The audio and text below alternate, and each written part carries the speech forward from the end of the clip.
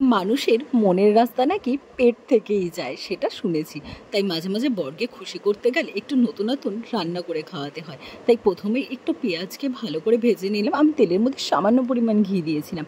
পেঁয়াজটাকে বেরেস্তার মতন করে ভাজতে হবে, আর তার জন্য কিন্তু পেঁয়াজের লবণ দেওয়া যাবে না। পেঁয়াজে লবণ দিলে পেঁয়াজ মজে যায়। আর তারপর 3টে ডিম ভেজে নিয়েছিলাম। আমি এখানে হাঁসের ডিম দিয়ে করেছি, আপনারা চাইলে মুরগির ডিম দিয়েও করতে পারবেন। আর ফোড়নে দিলাম একটু তেজপাতা, শুকনো লঙ্কা, গোটা গরম মশলা আর কিছু গোটা গোলমরিচ। তো যাই হোক, তারপর দিয়ে দিলাম পেঁয়াজ বাটা, অ্যান্ড দেন পেঁয়াজ বাটাটা কিছুক্ষণ নাড়িয়ে চাড়িয়ে তারপর দিলাম একটু আদা রসুন আর কাঁচা লঙ্কা বাটা।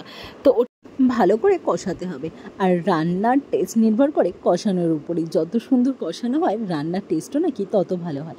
আর তারপর একটু নুন, সামান্য জিরে গুঁড়ো আর ধনের গুঁড়ো আর একটু গরম মশলা আর সামান্য চিনি অ্যাড করেছিলাম। আর রঙের জন্য অল্প কাশ্মীরি লঙ্কার গুঁড়ো দিয়ে ভালো করে আবার কষিয়ে নিলাম। অ্যান্ড তারপর আমি এর মধ্যে অ্যাড করে দিলাম একটু পেস্ট করে রাখা কাজু বাদাম। আমার কিন্তু আর্ধেক রান্না হয়েই গেছে। এবার ভালো করে এটা কষিয়ে নিলাম। তো আগে যদি জানতাম যে নতুন নতুন রান্না করা এত সহজ, তাহলে তো রোজ রোজই বরকে করে খাওয়াতাম।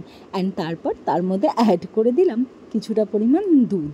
তো যাই হোক, এবার এটাকে ফুটতে দিতে হবে। আর আমি কিছুটা কাঁচা লঙ্কা চেরা দিয়েছিলাম, তার ঝাল যার যার মতন অ্যাডজাস্ট করে দেবেন। অ্যান্ড দেন তারপর দিয়ে দিলাম এর মধ্যে ডিমটা। ব্যাস, আর কিছুই না। কিছুক্ষণ ফুটে ওঠার পর উপর থেকে ছড়িয়ে দিতে হবে পেঁয়াজের বেরেস্তাগুলো। আর রেডি একদম টেস্টি টেস্টি ঝটপট ডিমের কোরমা। বানিয়ে জানাবেন কিন্তু কেমন হলো।